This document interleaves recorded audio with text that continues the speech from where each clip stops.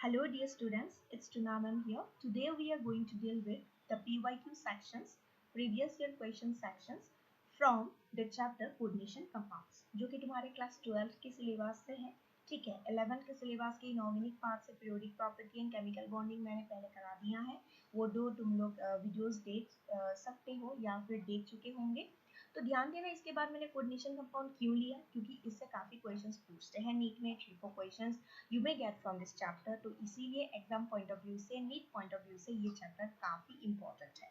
एक ही चैप्टर से अगर 2 से ज्यादा क्वेश्चन आ रहा है, मतलब ये काफी इंपॉर्टेंट चैप्टर हो सकता है. ठीक है, तो इसीलिए चलो टाइम वेस्ट ना करते हुए हम लोग पहला क्वेश्चन से शुरू करते हैं. So let's get started.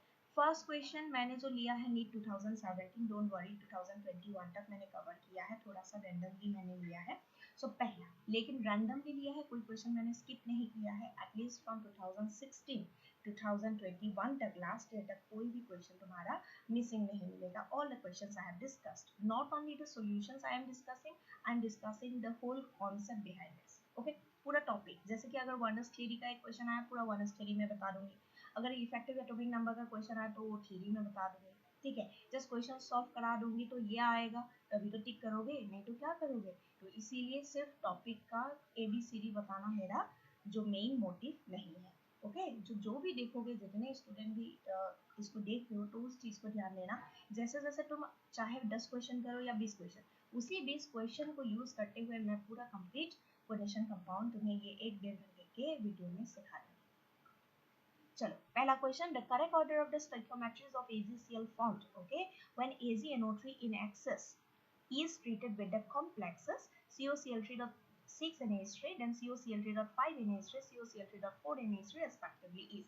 एक चीज ध्यान देना, correct order of stoichiometries of AgCl form, कितना AgCl फॉर्म होगा उसका स्टोइकियोमेट्री पूछा है, यानी कि मोल्स पूछा है, या फिर स्टोइकियोमेट्रिक कोफिशिएंट. ठीक है, उसका स्टोइकियोमेट्री जैसे यहाँ 3, यहाँ 1, यहाँ 2 ऐसा लिखा हुआ है ना ऑप्शन ABCD में. तो ध्यान देना कौन सा ऑप्शन यहाँ सही तुम्हें लगता है. एक्सेस AgNO3 लेना है, यानी कि Ag प्लस तो एक्सेस आ रहा है, यानी कि तुम्हें सिर्फ ध्यान देना कि कितना Cl आएगा, कितना मैक्स टू मैक्स क्या हो सकता है, Cl आ सकता है. पहले जो ऑप्शन है COCl3.6 NH3 में मैक्स टू मैक्स 3 Cl है. अगर तीनों Cl बाहर हो जाए कॉम्प्लेक्स के तो 6 NH3 अंदर. सो यानी पहला जो है ना, यहाँ से मैं दिखा रही हूँ, जस्ट इमेजिन कोबाल्ट जो है it will be having NH3 okay, hexaammine cobalt, and इसके बाहर हो जाएगा 3 क्लोरीन. ओके, ऐसा अगर हुआ, हमेशा ध्यान देना स्क्वायर ब्रैकेट के अंदर जो चीज है, स्क्वायर ब्रैकेट के अंदर जो चीज है वो हो गया तुम्हारा कोऑर्डिनेशन स्फीयर, और वहां से कोई डिसोशिएट नहीं होगा in aqueous medium. You already know that thing, right, coordinate system. और जो 3 Cl है वो आयोनाइजेबल है, तो यहाँ से तुम्हें 3 Cl माइनस मिलेगा. तो एक्सेस Ag प्लस के साथ कितना मैक्सिमम AgCl बना सकता है, 3 AgCl. तो यानी कि C एंड D ऑप्शन में कट कर देती हूँ. अब मेरे पास 3 AgCl पहले के बाद दूसरा क्या दिया हुआ है. सो दूसरा जो है ना, उसके लिए मुझे देखना है, वहां तक सही हो गया तो AB से मैं टिक कर सकती हूँ. अब COCl3.5 NH3, 5 NH3 है. अब ध्यान देना, बहुत लोग बोलेंगे मैम आपने NH3 होल 6 अंदर लेके Cl3 ही बाहर क्यों लिया. सो तुम्हें मैक्सिमम देखो, एक्सेस ट्रीटमेंट के साथ कितना मैक्सिमम पॉसिबिलिटी है उस हिसाब से देखना है. अब यहाँ COCl3, अब कोबाल्ट जो है उसकी ऑक्सीडेशन स्टेट अगर देखोगे 3+, क्योंकि 3 क्लोरीन है ना, एंड कोबाल्ट 3+ ऑक्सीडेशन स्टेट जब दिखाएगा ना, वो कोऑर्डिनेशन नंबर 6 दिखाता है. कोबाल्ट 3+, मैं फिर से बता देती हूँ, कोबाल्ट 3+ के लिए कोऑर्डिनेशन नंबर है 6. सो स्पेसिफिक कैटायंस के, ठीक है, सेंट्रल कैटायंस के, सेंट्रल मेटल आयंस के कोऑर्डिनेशन नंबर फिक्स होते हैं. कुछ 4 दिखाते हैं, कुछ 4 and 6 दिखाते हैं, कुछ 6 दिखाते हैं, इस तरीके से. तो कोबाल्ट 3+ तो याद रख लो, क्योंकि मेजॉरिटी ऑफ द कॉम्प्लेक्सेस में तुम्हें कोबाल्ट दिखाई देती है. It belongs to the 3D series. So ये कोबाल्ट जो है एटॉमिक नंबर 27, तो that is your coordination number 6. यहाँ दिखाएगा 6 अंदर होनी चाहिए, है ना, लिगैंड्स जो है यहाँ मोनोडेंटेड दिख रही है. तो उस हिसाब से मैं अगर बोलूँ सेकंड के लिए, तो तुम बोलोगे कोबाल्ट के साथ मैम NH3 5 ही दिख रहा है, यानी कि एक Cl अंदर डालनी पड़ेगी to make the coordination number 6. तभी तो लिगैंड 6 है, 5 एमाइन और एक क्लोरीन, यानी कि यहाँ पे बाहर क्लोरीन ना 2 ही हो सकता है. क्लियर, यानी कि ये 2 AgCl करेक्ट है. और तीसरे केस में और एक NH3 घट गया, 4 हो गया, उस हिसाब से CO NH3 होल 4, ठीक है, और 2 Cl अंदर चला जाएगा, अंदर का तो बाहर नहीं निकल सकता, बाहर सिर्फ एक है यहाँ पे। अब जब एक ही Cl बाहर से वो आयोनाइजेबल है तो एक ही Cl माइनस, यहाँ 2 था तो 2 Cl माइनस दे रहा था, जितना Cl माइनस बाहर है वही Ag प्लास्टिक के साथ मिलके AgCl बनाएगा, तो which option will be correct? B. Very easy question this is, and this is also recent, you can consider 2017. चलो नेक्स्ट क्वेश्चन में हम लोग जाते हैं।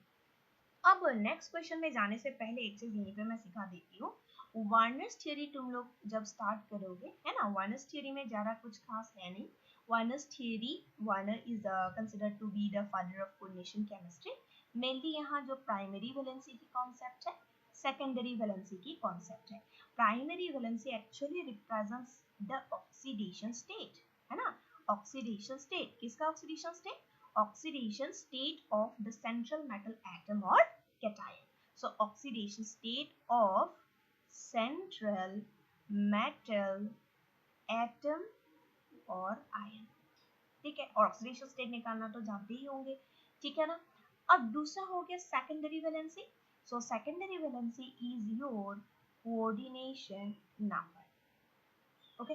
सो हर एक कोऑर्डिनेशन कंपाउंड में, कॉम्प्लेक्स कंपाउंड में कोऑर्डिनेशन नंबर होगी। किसकी coordination number? Central metal cation की, कि वो कितना लोन पेयर एक्सेप्ट कर सकता है। What is coordination number?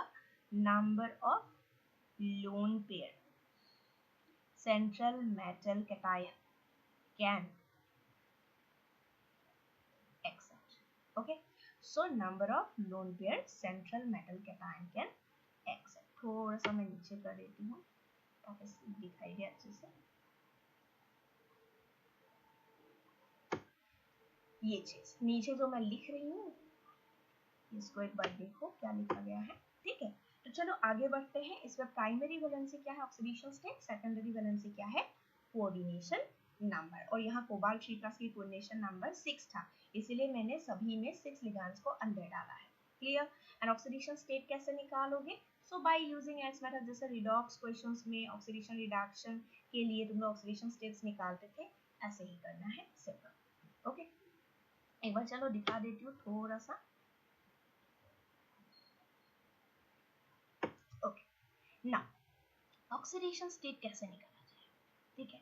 एक सिंपल एग्जांपल, जैसे कि ए एग्जांपल ले लिया गया, K4 FeCN whole 6, okay.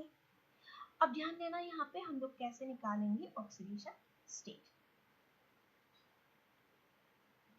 K4 इसका मतलब हो गया 4 × +1, क्योंकि पोटेशियम का +1 होता है। आयरन का तुम्हें निकलना है ना, तुम्हें नहीं मालूम, x ले लो। देन साइनाइड 6 है तो 6 × -1, as a whole this is neutral, so you can see 4 - 6, that is -2 goes to right hand side becomes +2, so iron की ऑक्सीडेशन स्टेट क्या हुई? +2, ठीक है। ऐसा सिंपली कोई भी कोऑर्डिनेशन कंपाउंड के हम ऑक्सीडेशन स्टेट निकाल सकते हैं, क्लियर? तो वो चीज ध्यान देना। And oxidation state gives you the primary valency of any complex. और यहाँ पे यानी कि मुझे पूछे इस कॉम्प्लेक्स में, तो मैं प्राइमरी वैलेंसी बोलती 2 है। सेकेंडरी वैलेंसी क्या है? Coordination number. कोऑर्डिनेशन नंबर क्या है? साइनो मोनोडेंटेड लिगांड है, यानी कि एक साइनो जो लिगांड है, साइनिडो या cyano, it gives 1 lone pair, तो 6 है ना, 6 × 1 कितना देगा? 6। सो सेकेंडरी वैलेंसी कितना हुआ? 6 हुआ। प्राइमरी वैलेंसी 2 हुआ इस पार्टिकुलर क्वेश्चन में, ठीक है। चलो आगे बढ़ते हैं।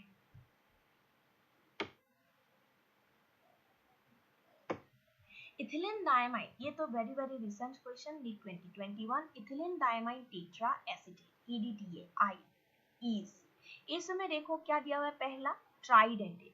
देखो ट्राइडेंटेड तो बिल्कुल नहीं है, ठीक है। इथिलीन डायमाइड टेट्रा एसिटेट जो है, टेट्रा एसिटेट अगर लिखा हुआ मिले EDTA पे तब चार्ज होगा 4-, जो क्वेश्चन दिया हुआ है एक्चुअली EDTA 4-, इसका मतलब ethylene diamide tetra acetate and that is your hexadentate ligand. Hexa, unidentate भी गलत है, बाई भी गलत है, हेक्साडेंटेड। कितना आसान है देखो, है कि नहीं? तुम्हें अगर, और एक काम कर लेना, लिगांड्स जितना तुम्हारा एनसीईआरटी में दिया हुआ है, ओके, अगर तुम कोचिंग कर रहे हो या किसी से पढ़ रहे हो, ट्यूशन ले रहे हो, जो भी कर रहे हो, ठीक है ना, तब तो ऑब्वियसली तुम्हारे पास मटेरियल होंगे, but if you are doing the self study thing, okay, and just 12 pass किया है तुमने, कुछ ही दिन रिवीजन के लिए टाइम मिला, तो तुम एक काम करो, एनसीईआरटी में ही जितने लिगेंड्स है उसी को याद करो। उसमें से कुछ होंगे जो सिंगल पेयर ऑफ इलेक्ट्रॉन देंगे, यूनिडेंटेड या मोनोडेंटेड, है ना। डेंटिसिटी के बेसिस में मैं लिगेंड्स के बारे में बोल रही हूँ। There are different different classifications for ligands, so I am mainly classifying the ligands on the basis of denticity here. यानी कि डेंटिसिटी माने tendency to give lone pair, कितना, मोनो, डाइडेंटेड या बाइडेंटेड, देन ट्राई का याद कर लो एक दो जो भी दिया हुआ है वहां पे, देन टेट्रा, देन पेंटा, देन हेक्सा, ठीक है। और हेक्सा का यही एग्जांपल याद कर लो काफी है, क्योंकि इससे अलावा हेक्सा का दूसरा कभी भी दूसरा नहीं पूछते हैं। सो EDTA 4 minus, EDTA 4 minus, name is ethylene diamine tetra acid. Okay, so this is your hexadentate ligand with 4 oxygen 2 nitrogen donor atom. अब सोचोगे मैम आप तो हेक्साडेंटेड बोल लिया, ठीक है, याद कर लेंगे। 4 ऑक्सीजन 2 नाइट्रोजन डोनर एटम दिखा दीजिए, तो ऑब्वियसली मैं दिखाऊंगी। इसको हम लोग क्या करते हैं, थोड़ा सा नीचे कर लेते स्क्रीन, इसमें मैं पूरा इसको अच्छे से दिखा देती हूँ कि स्ट्रक्चर कैसे बनाओगे। इसमें ना पेंटा हेक्सा का एक एक याद ही करा देती हूँ मैं इसी वीडियो में, तो ध्यान देना। इसी नाम का यूज करते हुए मैं तुम लोग को एक एक एग्जांपल दे देती हूँ। EDTA एक लिखा मैंने 3 माइनस चार्ज, और एक मैंने क्या लिखा देखो, EDTA 4 माइनस चार्ज। तुम्हारा क्वेश्चन ये राइट हैंड साइड वाला है, पूरा फुल नेम लिखा हुआ है ना, you can see here.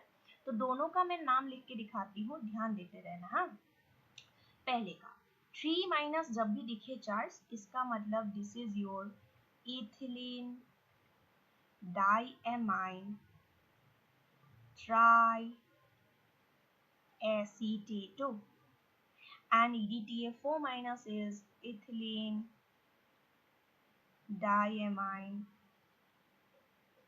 tetra acetate। Okay, अब इसको करने से पहले मैं कुछ बनाने जा रही हूँ, इन दोनों के लिए ही बेसिक एक पॉइंट बताने जा रही हूँ, जो मैं बाद में ड्राफ्ट कर दूंगी, वो एक बार देख लेना तुम लोग मैं क्या बनाने जा रही हूँ, ठीक है। सो ये क्या है, इथाइन या ethene, this is your ethene, है ना। एल्कीन है ना, सबसे सिंपलेस्ट एल्कीन है इथीन। इथीन का कॉमन नेम क्या है, इथाइल, ठीक है। इसमें जो डबल बॉन्ड है उसका एक बॉन्ड मिटा दो, इसका एक बॉन्ड मिटा दिया मैंने। अब क्या करना ना, उस बॉन्ड के हिसाब से, अब उसमें जो डबल बॉन्ड था उसके जगह अगर हम एक एक एमाइन लगा दें, हुआ। अब इसमें ये इसका पार्ट क्या है, इथिलीन एमाइन ग्रुप है, एमाइन ग्रुप है, तो एज ए होल इस ग्रुप का नाम हो गया इथिलीन डायमाइन। क्या हो गया, दोनों नाम का कॉमन पहला दो वर्ड देखो, ethylene diamine, ethylene diamine. Is it clear? So ये स्ट्रक्चर को हम कहते हैं इथिलीन डायमाइन। अब बोलोगे मैम इथिलीन डायमाइन की डेंसिटी क्या है। सो इथिलीन डायमाइन में अगर देखोगे, carbon do not have lone pair to donate, but nitrogen have lone pair to donate. So it is a neutral molecule, यानी कि ये लिगान कैसा लिगान बिहेव करेगा, neutral. At the same time, how many lone pairs it has? 2 lone pair to donate, and that's why it is a bidentate or didentate ligand. It is a bidentate or didentate ligand. Clear? पर इसको मैं मिटाने जा रही हूँ because यहाँ मुझे ethylene diamine question नहीं पूछा। क्लियर? लेकिन ये मुझे बताना था क्योंकि वहीं से तुम ये दोनों जो लेफ्ट एंड राइट में मैं लिख के रखी हूँ EDTA 3 माइनस 4 माइनस याद कर सकते हो। इसमें ना नाइट्रोजन जो है, कितना हाइड्रोजन दिख रहा है दोनों साइड, दो दो चार, उसी को मैं अब चेंज करके क्या करूंगी, ध्यान से लिखते रहना। यहाँ आ जाता है, ये हो गया CH2 CH2। जो N है ना, N है ना, इसमें टोटल 4 हाइड्रोजन लगा सकते हैं। उसमें से मैं क्या करूँ, अगर एसीटेटो लगा दो, CH2 COO माइनस, एक लगा दिया एसीटेटो, दो लगा दिया एसीटेटो, एसीटेटो माने acetate ion. Okay, acetate ion actually acetic acid से आता है, ये this is your acetic acid CH3COOH। वहां से अगर एक H प्लस निकाल दो ना, then after the release of one H plus, the anion or the conjugate base you will be getting will be CH3CO minus। जब इसी को तुम्हें कहीं ज्वाइन करना है तो obviously this carbon will have 2 hydrogen not 3, है ना, 4 bonds। सो ये हो गया CH2CO माइनस, CH2CO माइनस, और दो साइड में से एक साइड और भी डाल सकते हो CH2CO minus. But fourth side मैंने क्या लिया है, हाइड्रोजन लिया है। क्या लिया है, हाइड्रोजन। ऑल्ट 4 साइड कर देते हैं ना तो EDTA 4 माइनस हो जाता, तो मैंने लेफ्ट साइड में तो 3 माइनस लिखा है, इसीलिए मैंने 3 लिया। ट्राई एसीटेट, नाम में देख सकते हो यहाँ पे लिखा हुआ है ट्राई एसीटेट, ठीक है। अब अगर EDTA 3 माइनस तुम्हारा क्वेश्चन होता, मैं अभी क्यों बता रही हूँ, बोलोगे मैम क्वेश्चन में तो टेट्रा एसीटेट, तो डायरेक्ट वो बोलिए। अब देखो जो क्वेश्चन 21 में आया डायरेक्ट उसको कॉपी पेस्ट नहीं करेंगे, उसके आगे का या पीछे का आस पास का ही मन जाते रहते थे क्वेश्चन, ठीक है ना। तो ऐसा नहीं है कि कुछ अजीब सा आउट ऑफ सिलेबस पूछेंगे, ऐसा कभी नीट ने नहीं किया। सो तुम लोग देख चुके हो कि किस टाइप के क्वेश्चन आए हैं, अभी हम लोग देख रहे हैं वैसे भी, तो उस चीज को ध्यान देना। इसीलिए मैं बता रही हूँ, उसके आसपास को प्रिपेयर कर लोगे तो पूरा चैप्टर हो जाता है। अगर डिट्टो जो क्वेश्चन है उसी को पढ़ोगे, उसके आगे पीछे नहीं देखोगे तो तुम्हारा चैप्टर कंप्लीट नहीं होगा। तो पीवाईक्यू को दो तरीके से पढ़ सकते हो, लास्ट मोमेंट कुछ क्वेश्चंस देखना है ऐसे, या फिर पीवाईक्यू के थ्रू ही चैप्टर को कंप्लीट कर सकते हो। And I think this is one of the smartest idea to go through the PYQ, एंड पीवाईक्यू को एक क्वेश्चन को लेके उसके आमने सामने आस पास से किस टाइप के क्वेश्चन हो जाए। जैसे ये तुमने लिगान के क्वेश्चन किए, तो तुम मोनो बाई डाई जितना मैंने बोला ट्राई टीट्रा पेंटा हेक्सा का जो एनसीईआरटी में है या फिर जो तुम्हारे रेफरेंस बुक में है, जो भी नोट्स है टीचर के, उसको पढ़ डालो, तो हो गया ना। एक क्वेश्चन के बाद जस्ट 10-15 मिनट में तुमने अपना पूरा एक टॉपिक कर लिया, समझ आ रहा है। तो उस पॉइंट ऑफ व्यू से करो, तो 5 साल 4 साल का भी अगर तुमने कर लिया ना पीवाईक्यू, तब भी बहुत अच्छा खासा एक मार्क्स ला सकते हो। केमिस्ट्री में फुल मार्क्स लाना बहुत बड़ी बात नहीं है, काफी इजी है if you are thorough with your preparation. Okay, so यहाँ आ जाओ। So ethylene diamine tetra acetate, इसमें क्या करना है, ये जो N में 4 था ना CH2 में अटैच्ड, ये सभी में एसीटेटो लगा दो। 1 2, ये हो गया 3 एंड 4, ठीक है, कुछ याद करने की जरूरत ही नहीं है। अब ध्यान दो, नाइट्रोजन में 2 लोन पेयर है तो वो दोनों दे सकता है, साथ ही ये O माइनस दे सकता था, O माइनस दे सकता था, ये O माइनस दे सकता था, और यहाँ पे तो ये हाइड्रोजन ये देगा नहीं। तो अल्टीमेटली 3 ऑक्सीजन एंड 2 नाइट्रोजन है इसमें, EDTA 3 माइनस में। हमारा क्वेश्चन है EDTA 4 माइनस, उसमें ऑक्सीजन कितना दे रहा है, लेफ्ट साइड में 2 दिखाई दे रहा है तुम्हें, और राइट में भी 2 दिखाई दे रहा है ना। एसीटेटो 4 है तो 4 ऑक्सीजन, एंड ये जो नाइट्रोजन है और ये जो नाइट्रोजन है न्यूट्रल। तो इस क्वेश्चन को उन लोगों ने अभी oxygen nitrogen point of view से पूछा, हो सकता है नेक्स्ट इस साल में या नेक्स्ट ऐसे पूछ दे कि इसमें न्यूट्रल एंड निगेटिव आयन कितनी है, तो न्यूट्रल डोनर साइड 2 है, निगेटिव 4 है, या फिर ऑक्सीजन जो है वो निगेटिव है, ऑक्सीजन 4 है, नाइट्रोजन 2 है। सो देखो ऑक्सीजन 4 है, नाइट्रोजन 2 है, तो पूरा हम लोगों ने इस क्वेश्चन को अल्टीमेटली खत्म किया, ठीक है। चलो नेक्स्ट क्वेश्चन में आगे बढ़ते हैं।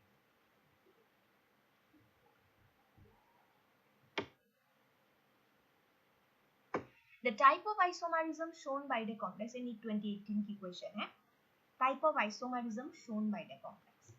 So इसमें तुम्हें एक सेंट्रल मेटल कैटायन दिख रही होगी cobalt, and you are getting Cl2En2.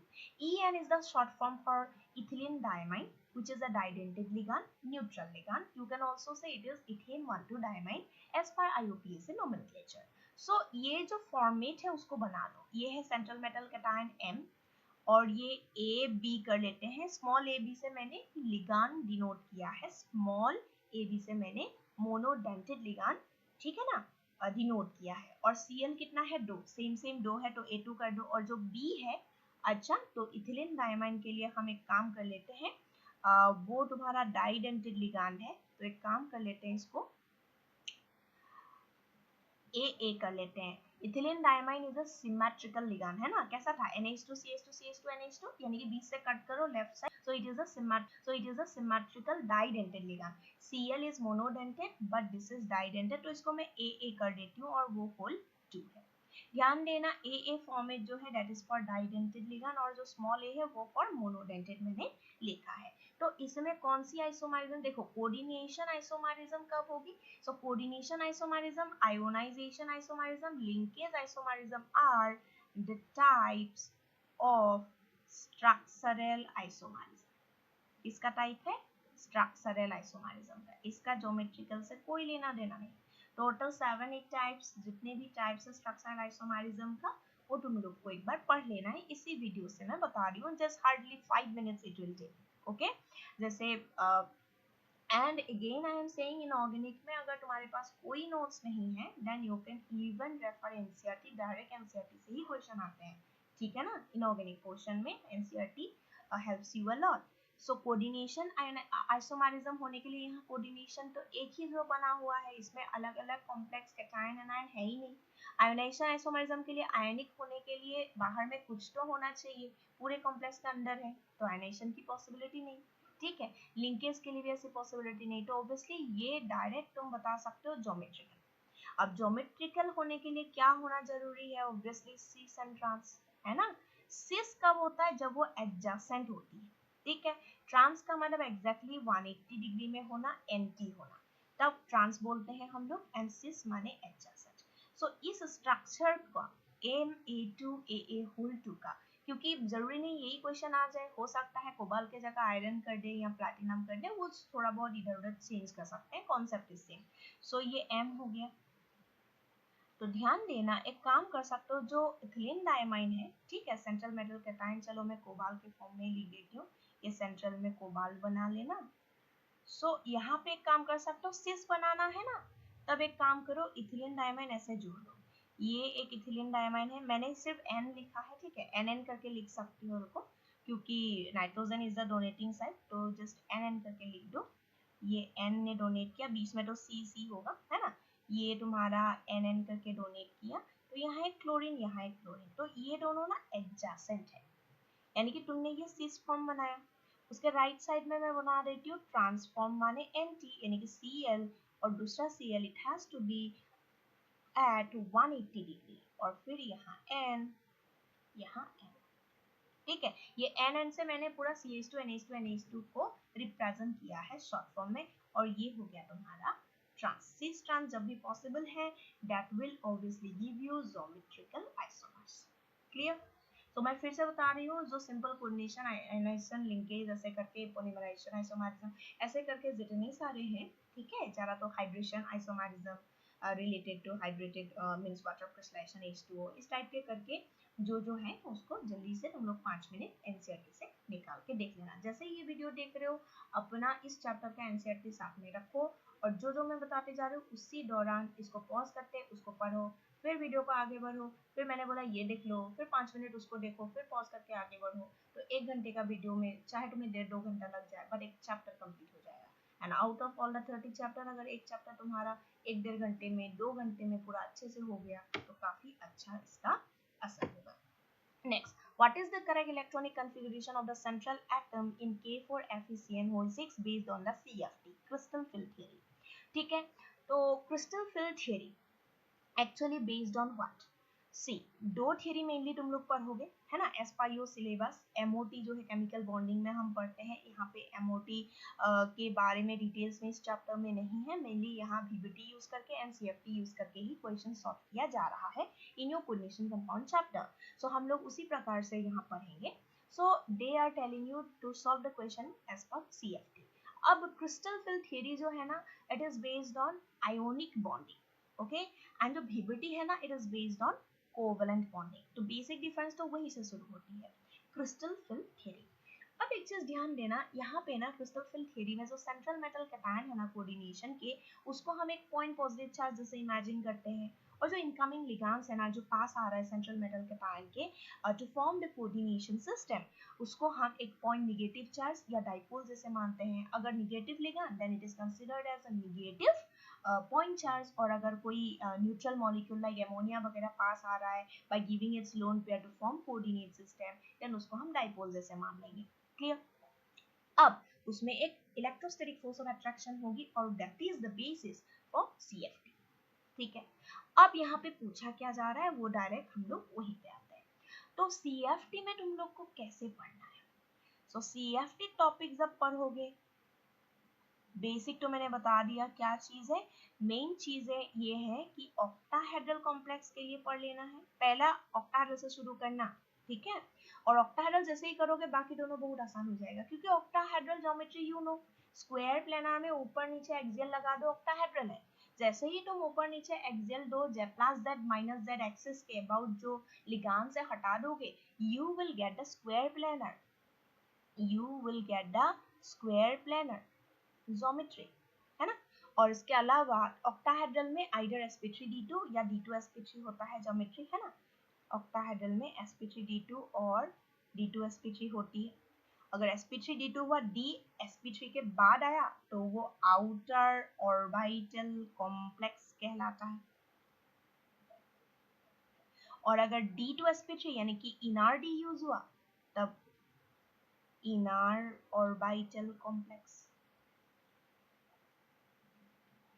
Square planar की हाइब्रिडेशन dsp2 एंड एक और है that is your tetrahedral splitting. So tetrahedral वाले में होगा sp3, ठीक है। सो ये तीनों की स्प्लिटिंग किस प्रकार से होती है, और ऑक्टाहेड्रल में जो CF ऐसी वैल्यू होगी उसको हम डेल्टा O से डिनोट करते हैं, स्क्वायर प्लेनर वाला डेल्टा SP से, टेट्राहेड्रल वाला डेल्टा T से।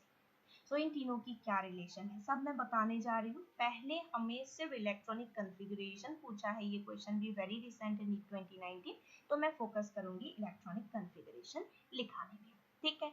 बट एक चीज ध्यान दो, ये क्वेश्चन कौन सी पार्ट से आया है, ऑक्टाहेड्रल। क्यों ऑक्टाहेड्रल?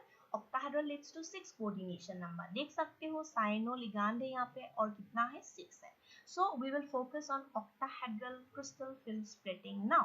तो ऑक्टाहेड्रल पूरा मैं अच्छे से करा देती हूँ, नीचे जाना पड़ेगा, थोड़ा सा व्हाइट स्पेस मिल जाए तो इसको मैं अच्छे से ड्रॉ करके सिखा देती हूँ। तो इस पेज में मैं अच्छे से दिखा रही हूँ, तो ध्यान देना, ये मैं ऑक्टाहेड्रल स्प्लिटिंग सिखा रही हूँ।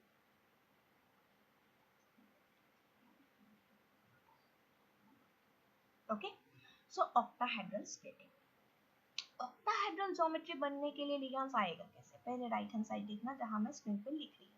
ये सेंट्रल मेटल कैटायन कोई भी इमेजिन करो, M for any, you can take iron, cobalt, nickel, manganese, chromium, कुछ भी इमेजिन कर लो अपने मन से। और उसमें n प्लस मतलब it can be +1 charge, +2 charge, +3, कुछ भी उसकी जो अपनी ऑक्सीडेशन स्टेट है।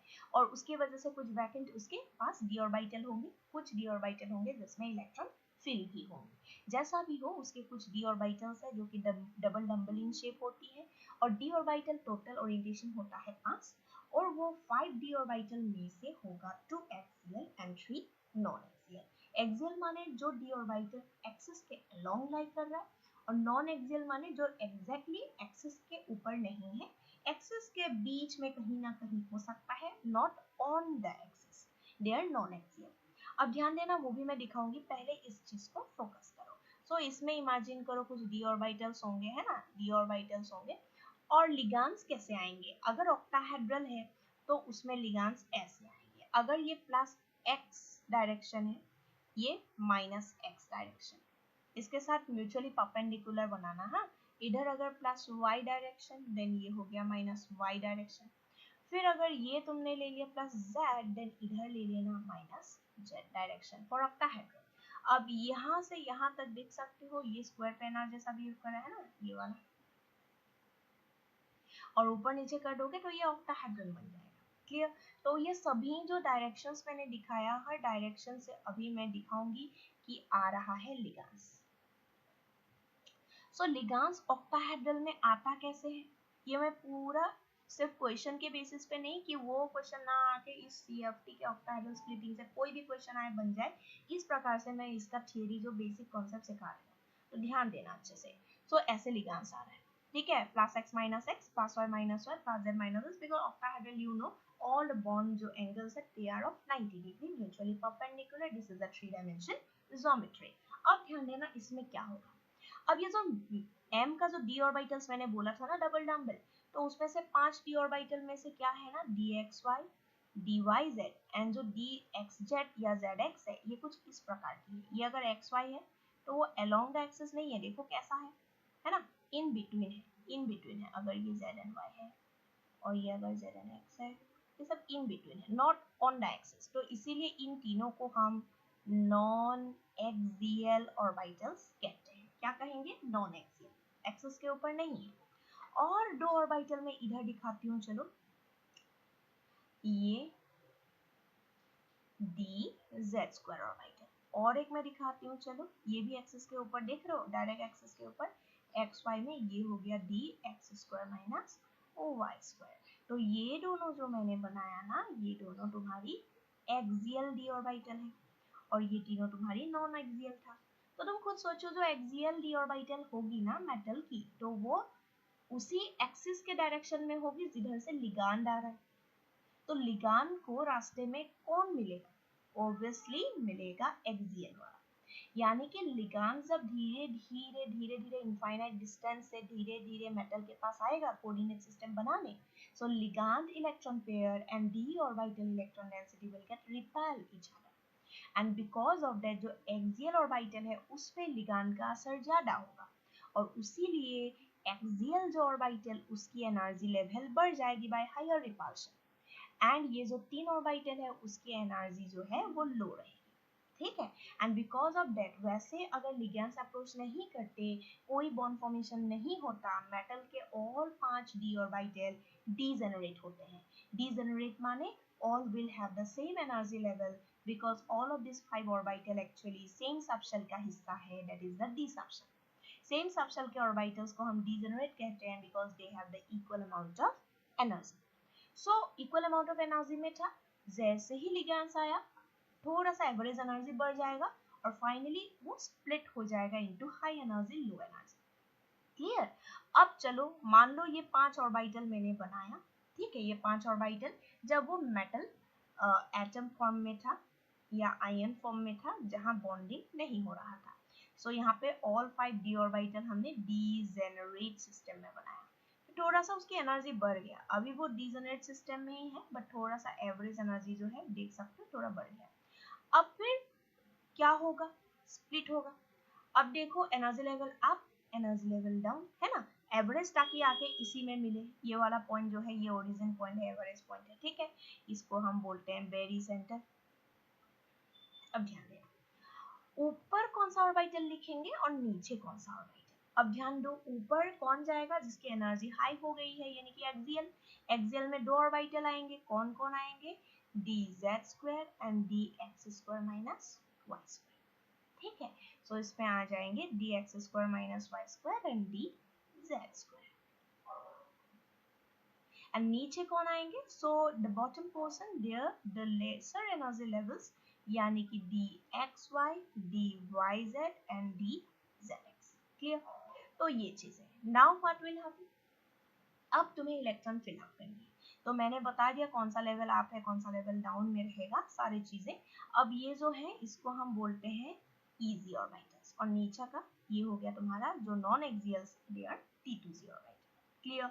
अब उसी हिसाब से T2z इजी में तुम्हारा क्वेश्चन जो है मैं थोड़ा ऊपर जाना चाहूंगी, तो उसमें हम लोग देख लेते हैं स्क्रीन को थोड़ा ऊपर करके। क्या दिया था? K4 FeCN होल 6 ना। ओके, तो यहाँ ध्यान देना। सो K4 क्वेश्चन है हमारा K4 FeCN होल 6। इसका मतलब Fe पे चार्ज कितना होगा? +2, Fe2 प्लस। अब देखो आयरन की atomic number 26, its configuration is argon 4s2 3d6। So दो इलेक्ट्रॉन उसने रिलीज कर दिया ना, लॉस ऑफ 2 इलेक्ट्रॉन। कहाँ से जाएगा? 4s obviously because it is the outermost shell है ना, 3d से बाहर है। सो यहाँ हो जाएगा आर्गन 3d6 यानी कि कॉन्फ़िगरेशन क्या मिला तुम्हें? 3d6। डी में कितना इलेक्ट्रॉन है? 6। वही काम का चीज है। और दूसरी काम का चीज है कि स्ट्रॉन्ग फिल लिगांड है कि वीक फिल लिगांड है मेरे क्वेश्चन में। So in my question it is a strong field ligand cyano। मैं लास्ट में स्पेक्ट्रोकेमिकल सीरीज दे दी हूँ इसी पीडीएफ में, मैं दिखा दूंगी स्क्रीन में। अभी फिलहाल साइनो जो है एक स्ट्रॉन्ग फिल लिगांड है। हमेशा ध्यान देना जो स्ट्रॉन्ग फिल लिगांड होती है उसकी जो स्प्लिट करने की टेंडेंसी ज्यादा, यानी कि अपर एंड लोअर जो वैल्यू का जो स्प्लिटिंग जो वैल्यू है ना delta E delta O, that value will be high. और जब भी ये डेल्टा ओ वैल्यू हाई हो जाएगा it will become delta O greater than pairing energy. What is P? P for pairing energy। Pairing energy क्या है? The energy required for the pairing of electron। हमेशा ध्यान देना स्ट्रॉन्ग फिल जैसे ही होगा delta और वैल्यू P से बहुत ज्यादा, यानी कि ये स्प्लिटिंग जो अपर एंड लोअर के बीच में ये जो डेल्टा वो वैल्यू है वेरी हाई। इसीलिए ये इलेक्ट्रॉन जब नीचे फिलअप होगा ना नीचे ही रह जाएगा जब तक ये कंप्लीटली फिल नहीं हो, ऊपर नहीं जा पाएगा। ठीक है, सो इसीलिए स्ट्रॉन्ग फिल लिगांड के केस में हम लोग देखेंगे कि पेयरिंग होगा इलेक्ट्रॉन का, ऊपर ऑर्बिटल्स में जाने से पहले पेयरिंग हो जाएगा। क्लियर?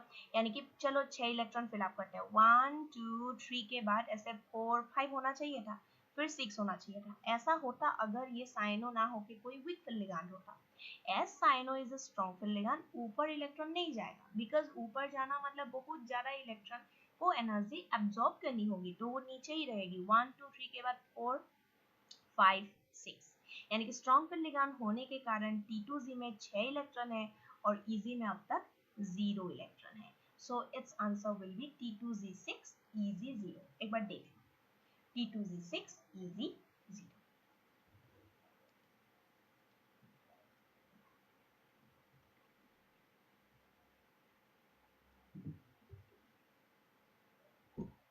आई होप सबका ये क्लियर हो गया होगा। तो चलो आगे बढ़ते हैं। T2Z6 EZ0 मुझे मिल रहा है सी ऑप्शन में, ठीक है, T2Z6 EZ0। Next, aluminium chloride in acidified aqueous solution forms a complex A in which hybridization state of aluminium is B. So तुम्हें A and B बताना है। देखो A and B बताना है respectively.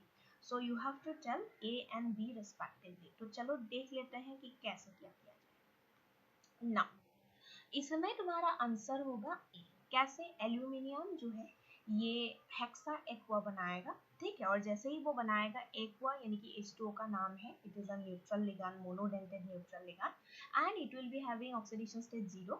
और H2O का अगर 0 चार्ज है तो ऑब्वियसली बाहर का 3 जो चार्ज दिख रहा है वो कहाँ से आया होगा? ऑब्वियसली एल्यूमिनियम का होगा, ठीक है।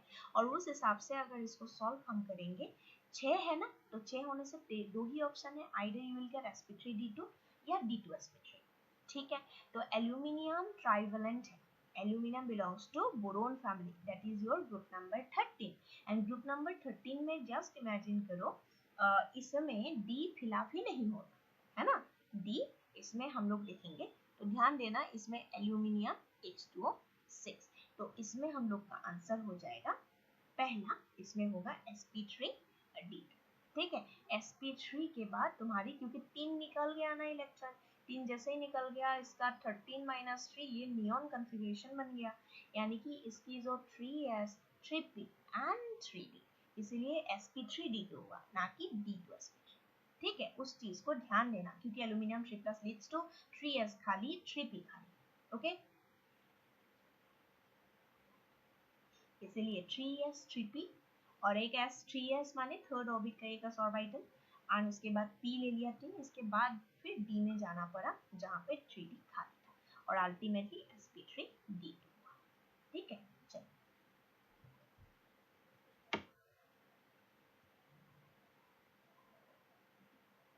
सो मैंने CFT में कौन सा बता दिया? Octahedral splitting.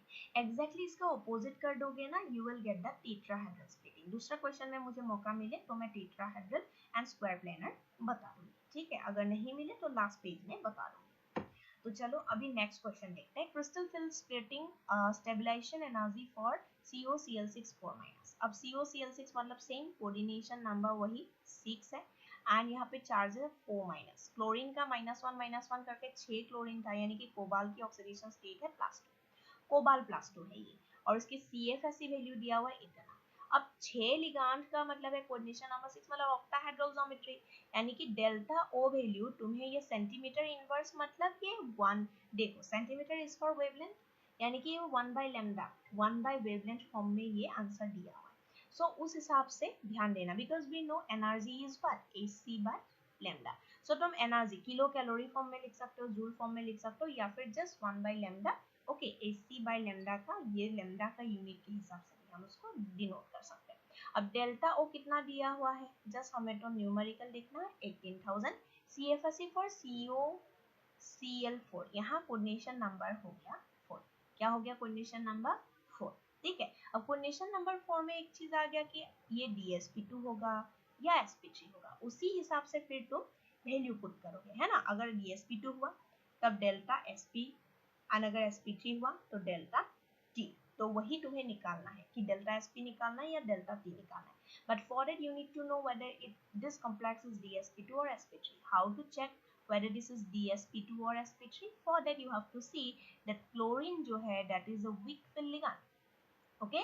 Chlorine, fluorine, bromine, iodine, ये सारे जो हेलोजेंस है। सो Coordination number 4 has two capacities like three you can say D sp2 and sp3. तो इसमें होगा क्या टेट्राहेड्रल. ओके सो इसीलिए हमें डेल्टा टी एंड डेल्टा ओ की रिलेशंस को ध्यान देना है. तो मैं दोनों रिलेशन बता देती हूँ, इसको याद रखना. डेल्टा टी माने crystal field stabilization energy for tetrahedral geometry and that is equals to 4/9 of delta O. And यही हमें सॉल्व करना था. दूसरा फॉर्मूला मैं नेक्स्ट बॉक्स में डाल देती हूँ क्योंकि वहाँ मुझे क्वेश्चन को सॉल्व कर देना है. डेल्टा एस पी माने स्क्वायर प्लेनर के लिए delta value that is 1.3 of delta O. यानी कि हाईएस्ट कौन हुआ, इससे समरी यही मिलता है कि delta S P is greater than delta O is greater than delta T. Okay so यहाँ पे डेल्टा टी इज 4/9 यानी कि 4/9 इंटू डेल्टा ओ का वैल्यू जो है 18,000 पुट कर दो. सो ये 18,000 तो ये 8 ये हो गया 2,000 4 टू ज़ा 8,000. So you have got the answer 8,000. ठीक है 8,000. चलो नेक्स्ट क्वेश्चन.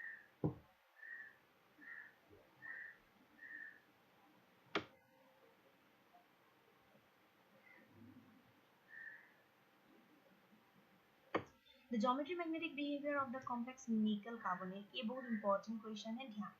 ठीक है क्योंकि बहुत लोग क्या करते हैं इसको ध्यान से देखते नहीं है या ध्यान नहीं देते, जल्दबाजी में रहते हैं. CO तो स्ट्रॉन्ग फील है तो स्ट्रॉन्ग फील है तो सोच लेते हैं कि कोऑर्डिनेशन नंबर 4 स्ट्रॉन्ग फील है स्क्वायर प्लेनर ज्योमेट्री. हाँ in general most of the time ऐसा ही हो जाता है कि जहाँ पे तुम्हें square planar like carbonyl is a strong field ligand and strong field ligand में पेयरिंग ऑफ इलेक्ट्रॉन होकर तुम्हें स्क्वायर प्लेनर ज्योमेट्री मिलना चाहिए था बट यहाँ नहीं मिला. ऐसा क्यों, वही हम लोग अभी देखेंगे. ये तुम्हारा होगा tetrahedral geometry with diamagnetic nature. कैसे, चलो देखते हैं. निकल कार्बोनिल, ठीक है निकल कार्बोनिल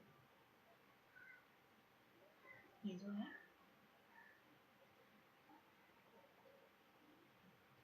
ठीक है ये CO जो है कार्बोनिल 4 है. ठीक है अब ध्यान देना ये कार्बोनिल न्यूट्रल लिगांड है.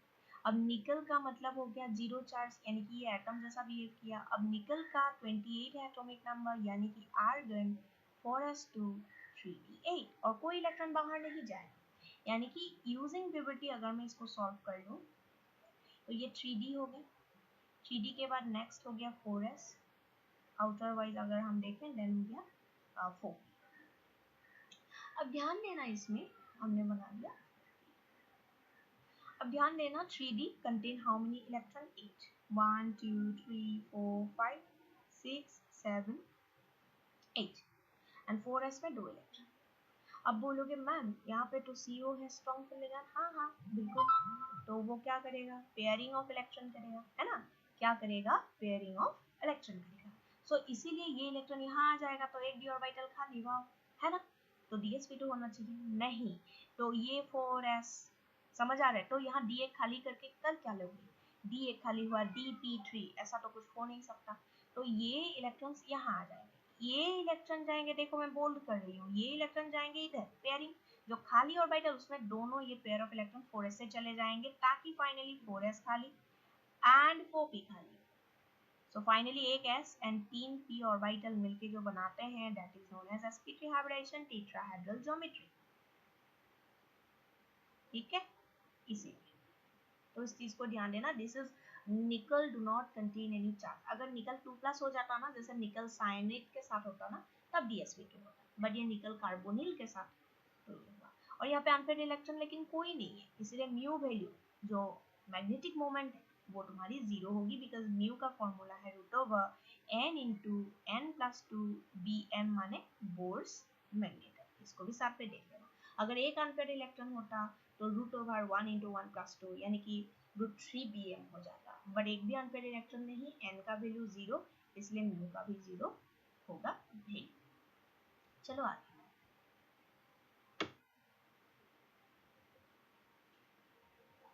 Correct increasing order for the wavelengths of absorption of visible region. Wavelength of absorption of visible region. Visible region में विजियोर आती है. टोटल 7 कलर्स दिखाई देता है, 7 wavelengths होती है. सबकी अपनी अपनी unique wavelength with unique frequency है ना. जिसकी फ्रीक्वेंसी ज्यादा वेवलेंथ कम है ना. Frequency and wavelength inversely proportional. Frequency energy directly proportional है ना.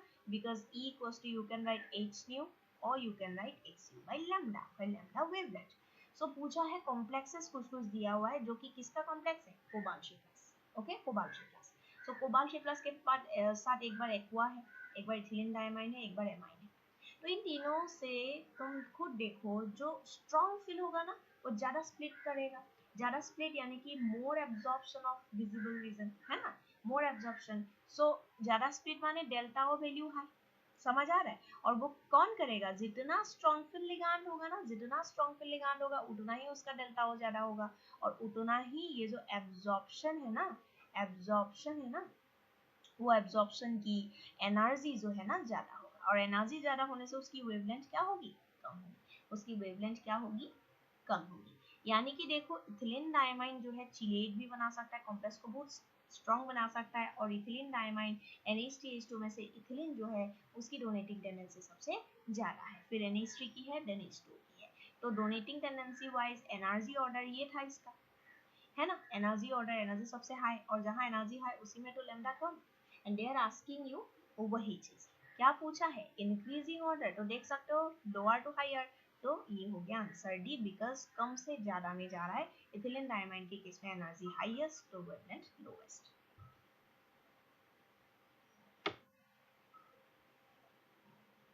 Pick out the correct statement with respect to MnCN6 3- यानी कि मैंगनीज की ऑक्सीडेशन स्टेट +3 हो जाएगी, क्योंकि साइनाइड -6 है, बाहर 3- तो अंदर +3 होना पड़ेगा। अब मैंगनीज +3, मैंगनीज की एटॉमिक नंबर है 25, उसके लिए अगर हम करेंगे it will become argon 4s2 3d5 होता है ना, अगर 3 इलेक्ट्रॉन ना जाए तो चला गया, तो 4s2 से 4s0 हो जाएगा, है ना, 2 इलेक्ट्रॉन चला गया, और 3d5 से 3d4 हो जाएगा, तो मैंने बना लिया। अब उस हिसाब से अगर देखोगे CN है strong field ligand, strong field ligand, ठीक है, स्ट्रॉन्ग फिल लिगांड, तो ऑब्वियसली D में 4 ही अगर इलेक्ट्रॉन है, मैंने ऑलरेडी बताया था कि स्ट्रॉन्ग एंड वीक सिर्फ D, you can say that कुछ ही में इसको देख सकते हो, जैसे कि D1 D2 D3 अगर मैंने दिया ना, मैटर नहीं करेगा स्ट्रॉन्ग फिल है कि वीक फिल है, हमेशा क्या होगा, D2sp3 होगा, क्योंकि D तो तुम्हें 2 ही खाली चाहिए ना, 3 इलेक्ट्रॉन तक अगर हुआ है 3 ऑर्बिटल तक, तो 4th 5th ऑर्बिटल खाली ही है ना ऑक्टाहेड्रल के लिए। लेकिन D4 D5 D6 and D7 की कहानी कुछ और है, उसमें वीक फिल है कि स्ट्रॉन्ग फिल है मैटर करता है। ये D4 5 6 7 में से कोई भी अगर वीक फिल में है तो वो sp3 D2 दिखाना पड़ेगा, एंड अगर स्ट्रॉन्ग तो पेयर होके तब D कुछ बच जाएगा ऑर्बिटल खाली फॉर इंटरमिक्सिंग, देन D2sp3। फिर सेम कहानी 8 9 10 में फिर से कोई जरूरत नहीं है, for the nature of ligand it will always be your sp3d2, ठीक है। तो तुम्हारे क्वेश्चन था D4 का, तो तुम्हें चेक करना होगा, अब तुम्हारे पास स्ट्रॉन्ग फिल लिगांड है और D4 है, तो उसकी आंसर क्या होगी, D2sp3।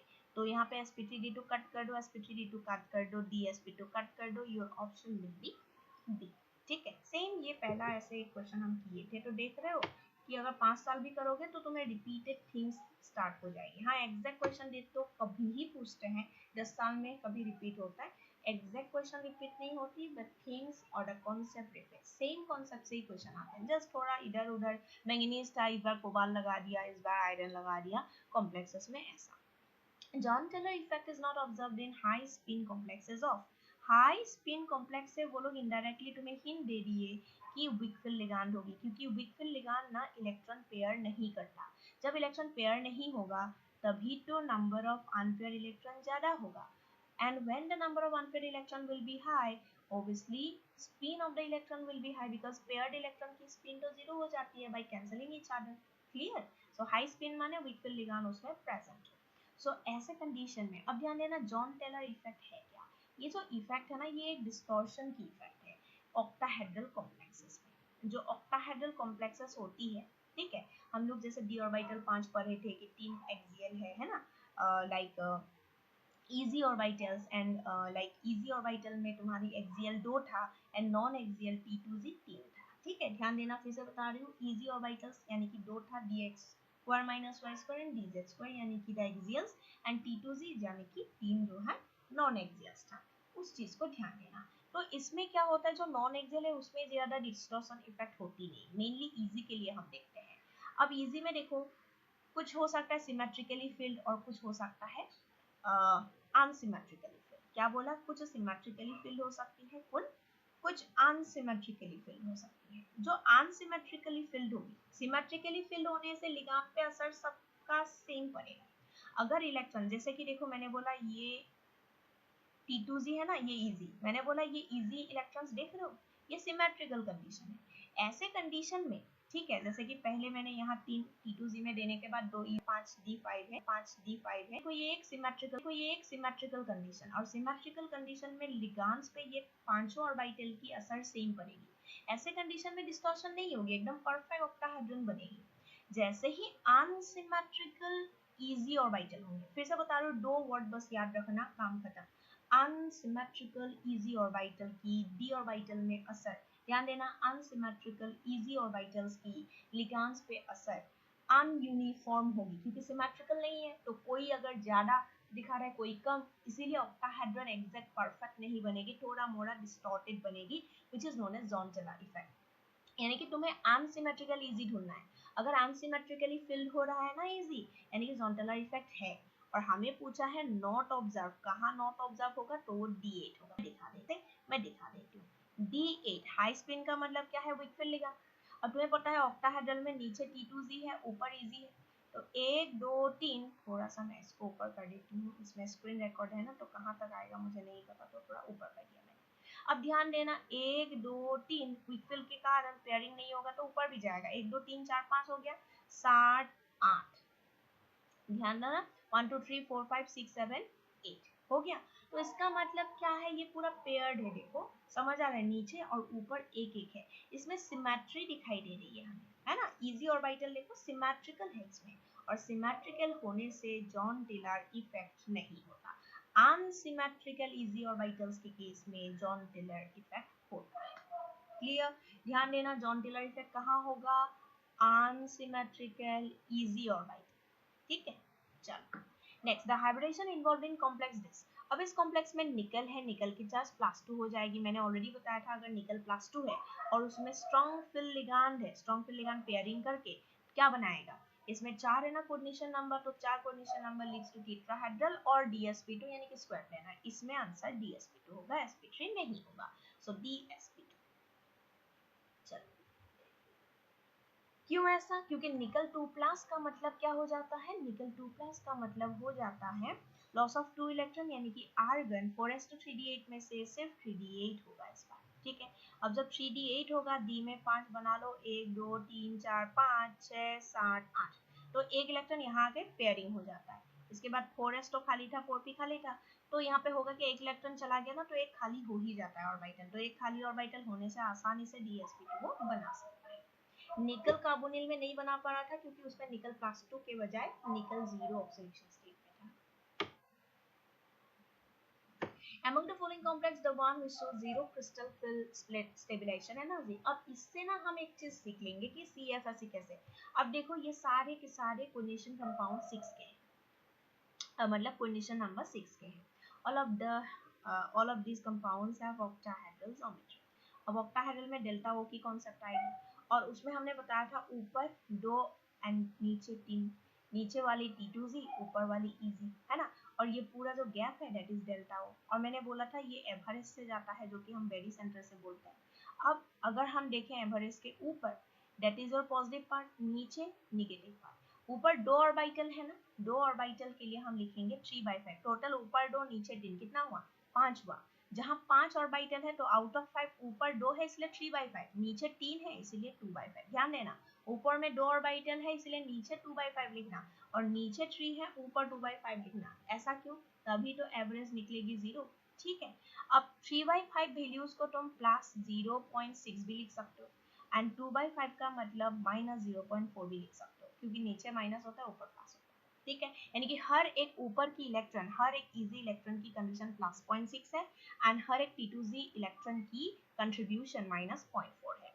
उस हिसाब से अगर हम देखेंगे तो इक्वल करने के लिए तुम्हें ऊपर अगर 2 इलेक्ट्रॉन मिल गया, 0.6 × 2 12 हो जाएगी, मतलब 1.2, और नीचे 3 इलेक्ट्रॉन होगी तब जाके होगी, यानी कि नीचे 3 ऊपर 2, यानी कि 5 इलेक्ट्रॉन चाहिए वीक फिल लिगांड में।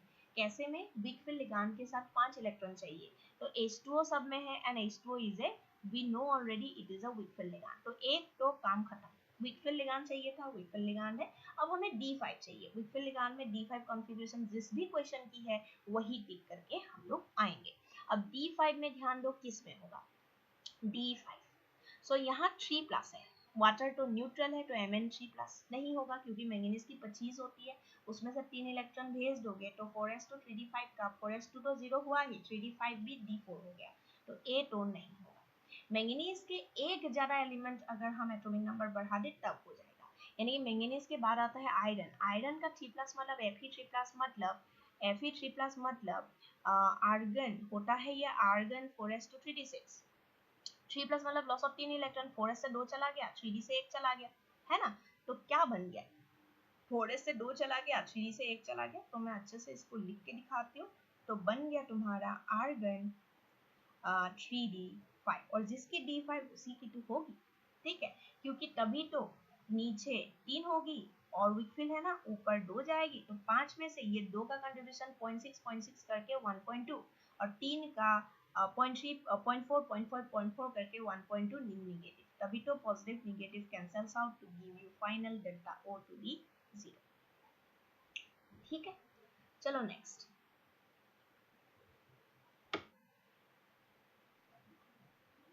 ये वेरी रिसेंट क्वेश्चन है, ये हो गया, ये भी हो गया,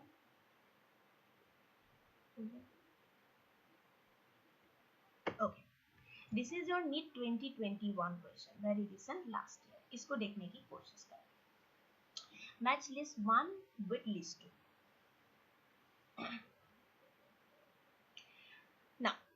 इसमें तुम्हें क्या करना है, ये बोर्स मैग्नेटन में वैल्यूज दिए हुए हैं, ऑलरेडी मैंने फॉर्मूला बता दिया था, जो तुम्हारे स्पिन मैग्नेटिक मोमेंट म्यू की formula n into N plus two Bohr's magneton. तुम्हें मैग्नेटिक मोमेंट निकालनी है सभी की।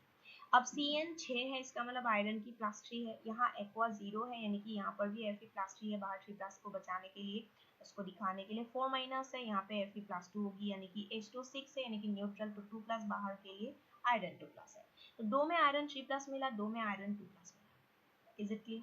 तो ये चीज है, लेकिन एक चीज ये भी ध्यान देना है, कहीं कहीं स्ट्रॉन्ग फिल है, Cn स्ट्रॉन्ग फिल है, सेकंड में वीक फिल है, थर्ड में again strong field question and fourth में weak field question. Strong field में पेयरिंग होगी, वीक फिल में पेयरिंग नहीं होगी, उस टाइप से भी तुम्हें पॉइंट ऑफ व्यू लेना है। सो एक काम करो, दो ही तो है Fe3+ एंड एक क्या है Fe2+। एक काम करो, Fe3+ में एक बार वीक फिल का सॉल्व कर लो, एक बार स्ट्रॉन्ग फिल का सॉल्व कर लो, Fe2+ में भी एक बार वीक फिल का सॉल्व कर लो, एक बार स्ट्रॉन्ग फिल का सॉल्व कर लो, कि नंबर ऑफ अनपेयर्ड इलेक्ट्रॉन कितना कितना आ रहा है, उसी से तो निकलेगा, है ना, n for number of electron which is unpaired. So Fe3+ की कॉन्फ़िगरेशन है 3d5 एंड Fe2+ की है 3d6। अब D5 में अगर विकफिल लिगांड हो गया, D5 में ध्यान देना, D5 में, सो उस हिसाब से अगर हम बढ़ाएंगे 1 2 3 4 5 1 2 3 4 5 हो गया, अनपेयर्ड इलेक्ट्रॉन यानी कि 5 हो जाएगा। अगर स्ट्रॉन्ग फिल हो ना, तब हम कैसे फिल अप करेंगे, 1 2 3 4 5, यानी कि इसमें से अनपेयर्ड इलेक्ट्रॉन 1 हो गया।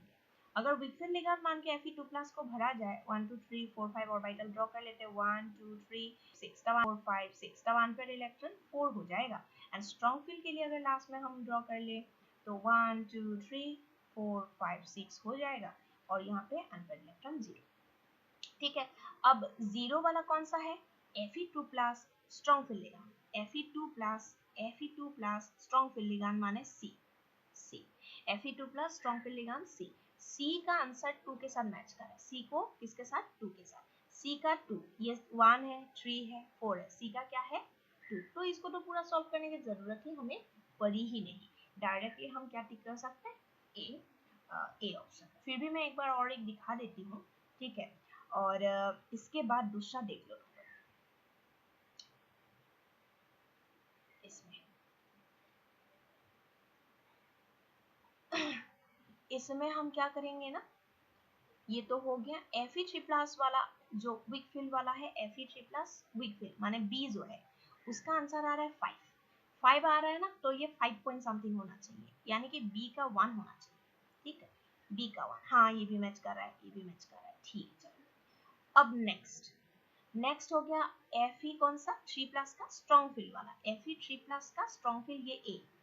अब उसका क्या आना चाहिए 1, 1 का मतलब 1 पॉइंट समथिंग आंसर आना चाहिए, यानी कि 4, 4 मिलाओ जरा, ए का 4, ठीक है। अब बोलोगे मैम अनपेयर इलेक्ट्रॉन एक तो डायरेक्ट 1 पॉइंट समथिंग कैसे हुआ, है ना, मैंने तो जस्ट अनपेयर इलेक्ट्रॉन किया, root over n into n plus 2 किया ही नहीं, समझ आ रहा है, बट यस ये कर सकते हो, कैसे मैं वो सिखा दूंगी अभी ट्रिक, अभी पहले इसको सीख लो।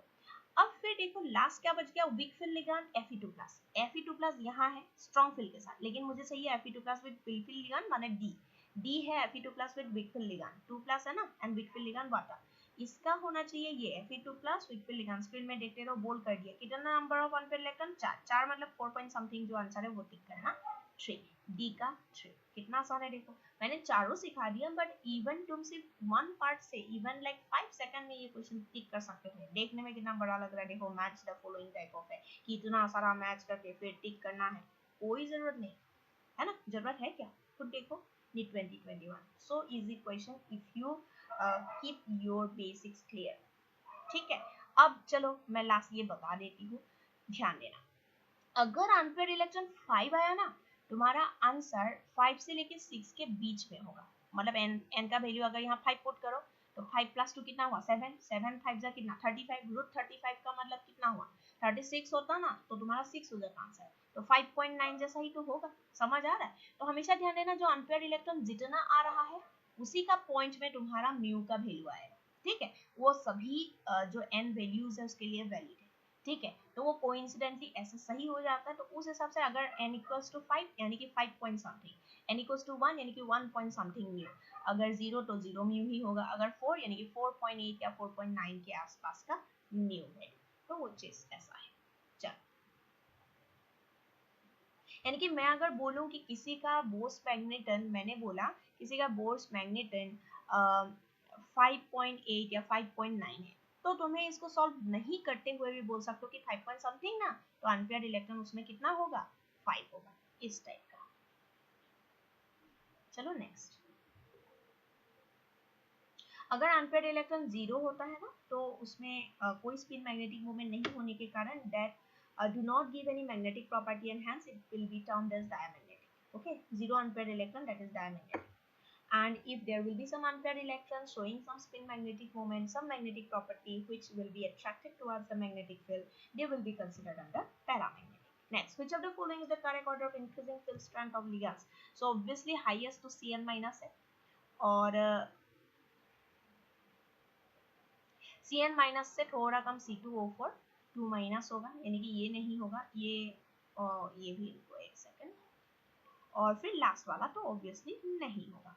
सो इसमें से मैंने बी एंड डी ऑप्शन को एलिमिनेट कर दिया, अब इसमें से देख लेते हैं कौन सा ऑप्शन होगा। So first option will be your correct option, ठीक है। सो ये स्पेक्ट्रोकेमिकल सीरीज है, स्पेक्ट्रोकेमिकल सीरीज को हम याद कर लेंगे और वहां से ही हम इसको क्या करेंगे सॉल्व करेंगे। अब स्पेक्ट्रोकेमिकल सीरीज मैंने नेक्स्ट पेज में दे दिया है, you can go through this, ये है spectrochemical series, minus H2 minus ऐसे करते, ये these are all weak field ligands, ठीक है, oxalate that is C2O4 2 minus water, ये पूरा है तुम्हारा वीक फिल लिगेंड, ठीक है, और फिर इसके आगे जो है ये स्टार्ट हो गया स्ट्रॉन्ग लिगेंड। चलो सो इसको एक बार याद कर लेना है, even in your NCERT you will gate, normally यहाँ पे एक लिखा हुआ है, वो पॉइंट क्या है, हैलाइड या ऑक्सीजन क्या होता है, उसकी डोनेटिंग टेंडेंसी ज्यादा होती है, और जो कम होती है, और जो नाइट्रोजन कार्बन होती है उसकी डोनेटिंग टेंडेंसी ज्यादा, because you already know donating tendency inversely proportional to electronegativity, carbon nitrogen has less electronegativity than oxygen and halogen, so जो more electronegative less donating power, तो less you can say tendency, तो obviously weak मिलेगा, और nitrogen carbon donating है तो obviously it has the tendency to become strong मिलेगा, ठीक है, in general that is the case of in general.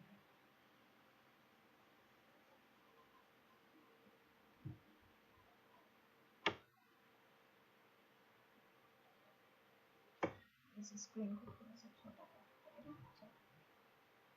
ये आ गया तुम्हारा आयरन कार्बोनिल का क्वेश्चन, आयरन कार्बोनिल, सो यहाँ ये जो है मोनोन्यूक्लियर है, यू कैन सी हियर, इसमें तो डायरेक्ट देख सकते हो ये मोनोन्यूक्लियर है, नीट 2018 की क्वेश्चन है, मोनोन्यूक्लियर माने वन सेंट्रल मेटल आयन, ठीक है, टेट्रा ट्राई डाई ऐसा नहीं है, इसके साथ ले लिया मैंगनीज 2 एंड ये कार्बोनिल 10, ठीक है।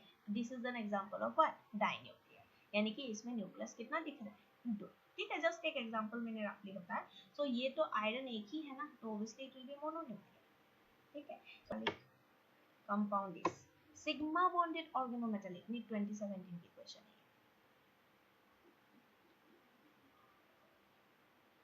सो इसमें ग्रिग्नार्ड रिएजेंट हो जाएगा। ग्रिग्नार्ड रिएजेंट इज RMgS, यानी कि इसमें R part metallic, R part तुम्हारी ऑर्गेनिक पार्ट हो जाएगी, it can be methyl ethyl जो भी है, प्रोपाइल बेंजाइल जो भी है, एंड MgX पार्ट जो है Mg है ऑब्वियसली, ये हो गया प्लस और R हो गया minus. So this is the structure, कैसे ये ब्रेक होती है। और ये सिग्मा बॉन्ड है, इसमें कोई पाई बॉन्ड कहाँ से दिखेगी, बट ये फेरोसिन, उथेनोसिन, कोबाल्टसिन, ये सब क्या है, पाई बॉन्ड है। जैसे ferrocene is an common example, तो फेरोसिन मैं बता देती हूँ, इसमें ना दो ऐसे साइक्लोपेंटाडाइइनाइल जो आयन है वो Fe2+ को ऐसे इलेक्ट्रॉन देते रहेगा। अब बोलोगे मैम ये क्या बनाया है, ये हो गया तुम्हारा साइक्लोपेंटाडाइन, ऐसे होता है ना, उसका यहाँ हाइड्रोजन जो है वो निकल जाने से यहाँ एक माइनस चार्ज आ जाता है, तो वही मैंने बनाया है यहाँ। अब यहाँ पे अगर ये दिख गए तो ऑब्वियसली तुम्हें पता है ऐसे ऐसे ये रिजोनेंस करता रहेगा, ये एरोमेटिसिटी दिखाएगा, है ना, 6 पाई इलेक्ट्रॉन ऐसा घूमता रहेगा। अब घूमता रहेगा मतलब तुम इसको कैसे दिखाओगे, ऐसे ऐसे डॉटेड डॉटेड रेजोनेंस हो रहा है, रेजोनेंस हो रहा है, और उस पे चार्ज कितना घूम रहा है, -1। इसी चीज को मैंने वहां ड्रॉ किया है डायरेक्टली, ठीक है। सो Fe2+ पे 2 साइक्लोपेंटाडाइनाइल लगा हुआ है, इसको अगर लिखना चाहते हो तो ऐसे लिख सकते हो। Fe जो है उसमें क्या है, इसमें 5 कार्बन में इलेक्ट्रॉन घूम रहा है, इसलिए eta5, और ये क्या है, फॉर्मूला C5H5 है। तो eta5C5H5 कितना लगा हुआ है आयरन में, 2। eta5C5H5 2 लगा हुआ है, किसमें लगा हुआ है, आयरन में, ठीक है। That is the structure for your ferrocene. Which of the following has longest CO bond length? CO bond length उसी का ज्यादा होगा जिसका बॉन्ड ऑर्डर घटेगा। बॉन्ड ऑर्डर किसका घटेगा, जिसमें सिनार्जिक बॉन्डिंग या बैक बॉन्डिंग ज्यादा अच्छे से होगी। तो सिनार्जिक बॉन्डिंग तुम्हें कहाँ मिलेगा, सिनार्जिक bonding is the back bonding in coordination compound. What is synergic bonding? Back bonding in CC coordination. अब बैक बॉन्डिंग क्या है, देखो ये मेटल है, उसके पास अपना d ऑर्बिटल है, कुछ वैकेंट है, कुछ में इलेक्ट्रॉन हो भी सकती है। अब उसमें जैसे ये कार्बोनिल के कॉन्सेप्ट आया, मेटल कार्बोनिल करके कंसेप्ट में छोटा सा पार्ट जो है उसी से ये कॉन्सेप्ट आया है। तो इसमें मैंने बोला कि एक कार्बोनिल आया, कार्बोनिल ये है OP+, C+। ये कार्बोनिल C- के थ्रू ये सिग्मा डोनर, ये सिग्मा के थ्रू ये डोनेट कर, but at the same time ये कार्बोनिल का ना जो anti bonding pi star orbital होती है वो एम्प्टी रहती है, खाली रहती है, और वो इसीलिए मेटल की d ऑर्बिटल से इलेक्ट्रॉन वो ले सकती है, यानी कि उसने दिया फिर लिया भी, है ना, ऐसा बैक करके फिर बॉन्डिंग हुआ, सो बैक बॉन्डिंग, ठीक है। उसने दिया सिग्मा डोनर और लिया किसके थ्रू, पाई स्टार के through, so pi star acceptor. So sigma donor pi acceptor इस टाइप के लिगेंड्स को कहते हैं, और इस टाइप के लिगेंड्स को हम नॉन क्लासिकल लिगेंड्स के अंडर पढ़ते हैं, और इसमें सबसे इंपॉर्टेंट कार्बोनिल ही है। तो कार्बोनिल में बैक बॉन्डिंग दिखाई देता है अच्छे से, कोई भी कोऑर्डिनेशन कंपाउंड जिसको हम सिनार्जिक बॉन्डिंग के नाम से जानते हैं। तो इसमें सिर्फ इतना देखो कि मेटल किसके पास हाईएस्ट टेंडेंसी है बैक बॉन्डिंग करने का, ये बैक बॉन्डिंग हो रही है, जहाँ पे बैक बॉन्डिंग हाईएस्ट होगी वहीं पे ये जो इलेक्ट्रॉन आने का चांस पाई स्टार में, है ना, इलेक्ट्रॉन इन पाई स्टार का जो चांस है बढ़ जाएगी, और इलेक्ट्रॉन पाई स्टार मतलब एंटी बॉन्डिंग इलेक्ट्रॉन बढ़ रहा है, तो obviously bond order of carbonyl जो है वो घट जाएगी, और बॉन्ड ऑर्डर घटने से bond length between carbon oxygen बढ़ जाएगी, because we know bond order and bond length inversely proportional, ठीक है। तो उस हिसाब से देखो निकल में तो 0 है ऑक्सीडेशन स्टेट, आयरन में -2 क्योंकि कार्बोनिल न्यूट्रल है, मैंगनीज में हो गया +1 कार्बोनिल न्यूट्रल है, क्योंकि कोबाल्ट में -1, तो सबसे ज्यादा तो 1 हो गया, क्योंकि आयरन के पास -2 चार्ज है, इलेक्ट्रॉन नॉर्मली इसको प्लस होना चाहिए था, है ना, metal has tendency to lose electron, इसमें तो -2 चार्ज है, तो ऑब्वियसली इसके पास highest tendency to back bond होगा, इसका बैक बॉन्डिंग की टेंडेंसी हाईएस्ट होगी, और इसीलिए फाइनली बॉन्ड लेंथ भी इसकी क्या होगी, हाईएस्ट होगी। चलो, सो हमेशा ध्यान देना जब भी कार्बोनिल बैक बॉन्डिंग करता है अपना निगेटिव चार्ज ऑन कार्बन को डोनेट करता है, जिसको हम सिग्मा डोनर कहते हैं, और अपना pi star anti bonding orbital में इलेक्ट्रॉन को बैक ले लेता है। जहां पर भी बैक बॉन्डिंग ज्यादा होगा, ज्यादा कब होगा, जब भी मेटल कैटायन जो होना चाहिए था उस सेंट्रल मेटल में निगेटिव चार्ज क्या है, ज्यादा है। जहां पर भी कार्बोनिल कॉम्प्लेक्स में निगेटिव चार्ज ज्यादा है, नेगेटिव चार्ज जो है वो ज्यादा है वहीं पे बैक बॉन्डिंग ज्यादा, और जहां पे बैक बॉन्डिंग ज्यादा तो आगे का explanation is given.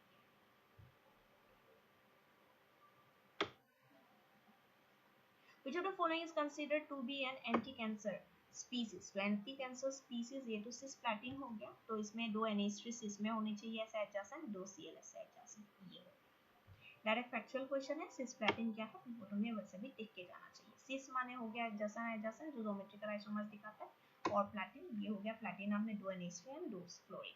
Which of the following complex is used to be an anti-cancer? देखो मैंने इसीलिए ये दो क्वेश्चन दिया जानबूझ के, नहीं तो कोई क्वेश्चन मेरा इसमें रिपीट नहीं हो रहा है। देख सकते हो कि अगर मैंने देखा कि 2016 में एक बार आया, फिर 2014 में सेम चीज का क्वेश्चन आया, तो मैंने उसको नहीं उठाया। हर एक क्वेश्चन मैंने यूनिक दिया है क्योंकि हर एक क्वेश्चन से तुम सीख जाओ। ठीक है, सेम टाइप का 3 क्वेश्चन करके बेकार टाइम जाने से अच्छा है हम हर एक क्वेश्चन में कुछ नया सीखें। लेकिन इसमें मैंने दो क्वेश्चन सेम इसीलिए सिर्फ डाला है जानबूझ के, ताकि ये दिखा पाऊँ कि देखो क्वेश्चंस रिपीट होता है। ठीक है, तो 10 साल में या 5 साल में, ऐसा नहीं कि लास्ट ईयर के क्वेश्चन इस साल उठा देंगे। Theme can be repeated. ठीक है, which of the following complexes, मैंने फिर से बोला थीम रिपीटेडली सेम टॉपिक के क्वेश्चन पूछते हैं, टॉपिक से जस्ट वैल्यूज इधर। देखो which of the following complex is used to be an anti cancer agent, तो ये क्या होगा सिस फॉर्म में प्लैटिनम Cl2 NH32 है ना, ये हो गया। कितना आसान है। Copper sulphate dissolves in excess KCN2, तो यहाँ पे क्या बनाएगा वो, लेकिन हमें फाइनल आंसर देना है तो इसका सी हो जाएगा CuCN होल फोर, क्योंकि फाइनली ना ये क्या बनाता है पता है, K3 you can say CuCN whole four ये बनाता है। सो अगर ये कॉम्प्लेक्स देखा जाए तो K3 है यानी कि 3 माइनस चार्ज के साथ ये आएगा। ठीक है, कॉपर सल्फेट इसका तुम्हारा एनसीईआरटी में डायरेक्ट लिखा हुआ है, उसको एक बार तुम लोग देख भी सकते हो। Next, which of the following has longest CO bond, ऐसा मैंने दिखाया जैसा लग रहा है अभी थोड़ा पहले। Which of the following has longest CO bond, same concept, back bonding जहां ज्यादा उसी में बॉन्ड ऑर्डर घटेगा और बॉन्ड लेंथ बढ़ेगा। सो कार्बोनिल की बॉन्ड लेंथ कहां बढ़ेगा, जहां पे बैक बॉन्डिंग सबसे ज्यादा होगा। ठीक है, कहां पे सबसे ज्यादा होगा, जहां पे मेटल में नेगेटिव चार्ज ज्यादा होगा। तो ये चीज कर सकते हैं। चलो आगे, IUPAC का एक भी क्वेश्चन नहीं था इसलिए इसको दे देते हैं। IUPAC नेम ऑफ, यहाँ पे प्लैटिनम है, NH3 है, ब्रोमीन है, NO2 का मतलब nitro.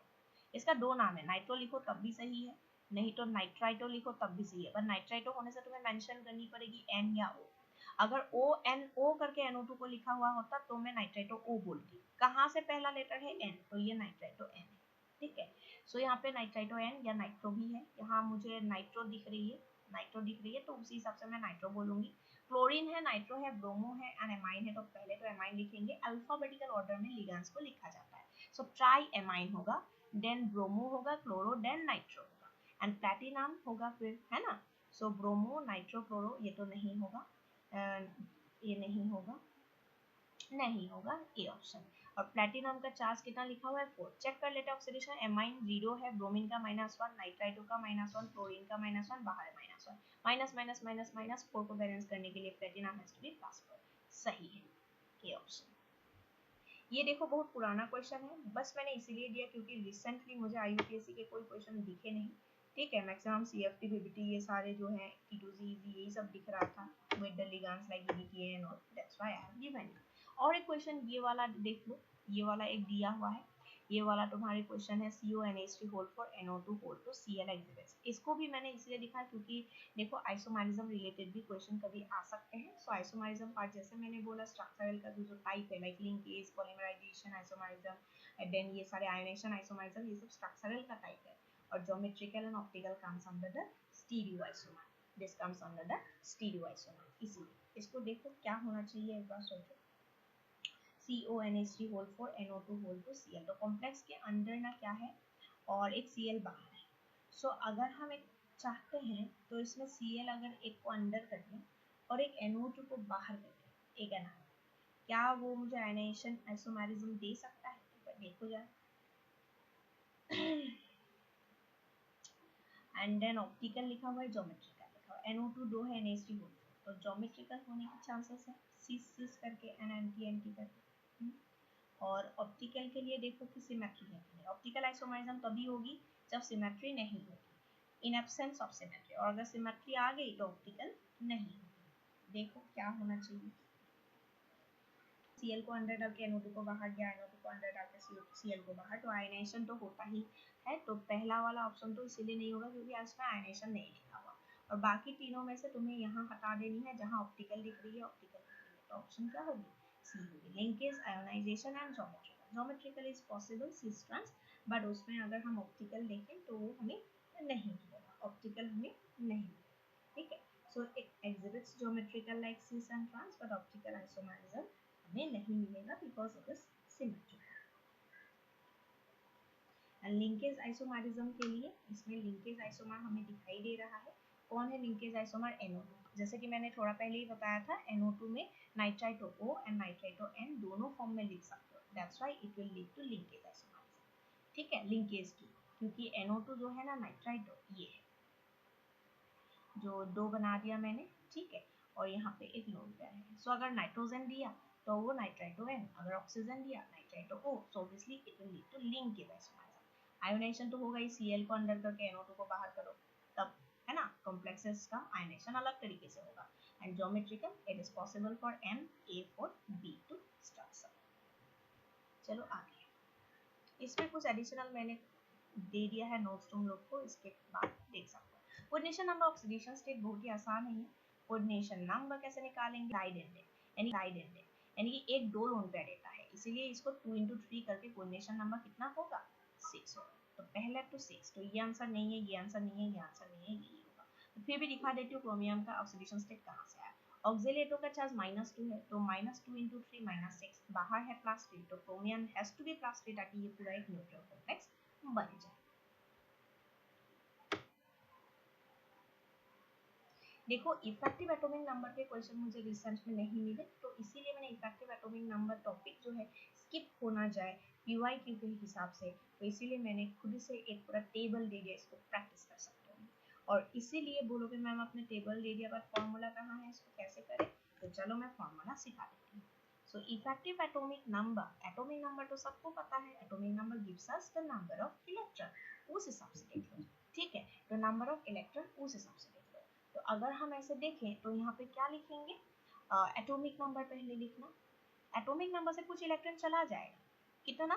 That depends on oxidation state, है ना। अगर +2 मैंने लॉस ऑफ 2 इलेक्ट्रॉन, इसीलिए मैंने उसको माइनस किया, बट कुछ इलेक्ट्रॉन आ भी जाएगा, लिगेंड्स देंगे ना उसको, और इसीलिए 2 into कोऑर्डिनेशन नंबर करेंगे, क्योंकि coordination number gives us number of lone pair given by the you can से लिगेंड, और नंबर ऑफ लोन पेयर माने एक पेयर में कितना इलेक्ट्रॉन? 2, हमें पेयर ऑफ इलेक्ट्रॉन हिसाब से नहीं चाहिए, इलेक्ट्रॉन हिसाब से चाहिए, इसलिए 2 ने मल्टीप्लाई किया है। सो ये हो गया EAN का फॉर्मूला, ठीक है। अब चलो ऊपर जाती हूँ और मैं एक दिखा देती हूँ जल्दी जल्दी कि इसमें कैसे कर सकते हो। पहला क्वेश्चन है CrCO6, चलो सो इसमें अगर हम ले लें CrCO6, अब CO ये न्यूट्रल लिगेंड है, तो क्रोमियम हो गया, है ना। क्रोमियम की एटॉमिक नंबर 24 है, इसीलिए इसका इफेक्टिव है 24, लिखोगे 24, ऑक्सीडेशन स्टेट 0 है, ठीक है। CrCO6 देख लेती हूँ कि चार्ज कुछ लिखा है क्या, चार्ज उसमें कुछ नहीं लिखा, ठीक है। और इसके बाद जो कार्बोनिल है एक लोन पेयर देता है, सो ऐसे 6 लोन पेयर होगा, 6 कार्बोनिल है, तो 2 into 6, 12, so 24 plus 2 you will get the answer 36, that is correct answer. So effective atomic number ऐसे तुम आराम से निकाल सकते हो। इसके बाद कोऑर्डिनेशन नंबर जो 6 है and 4 है, उसका मैंने चार्ट दे दिया, जो तुम जो भी जहाँ से भी पढ़े होंगे टीचर से या बुक से, तो तुम्हें optical isomerism, chiral centre and geometrical मिल रही होगी नोट्स, ठीक है। ये PYQ से मैंने नहीं उठाया है, PYQ मैंने कवर कर लिया है, जो रिसेंट ईयर्स मैंने बोला था करूँगी।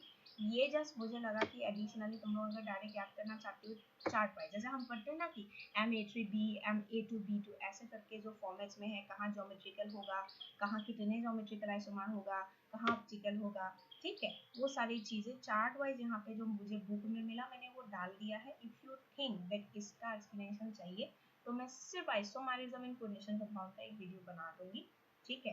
लेकिन पहले इसको कंप्लीट करो, क्योंकि बाकी सारे, क्योंकि इस चीज़ से देखो बहुत डिटेल से क्वेश्चन ऑप्टिकल आइसोमरिज्म इन CC से नहीं आ रहा है, रिसेंट PYQ को मैंने इसलिए पहले कराया।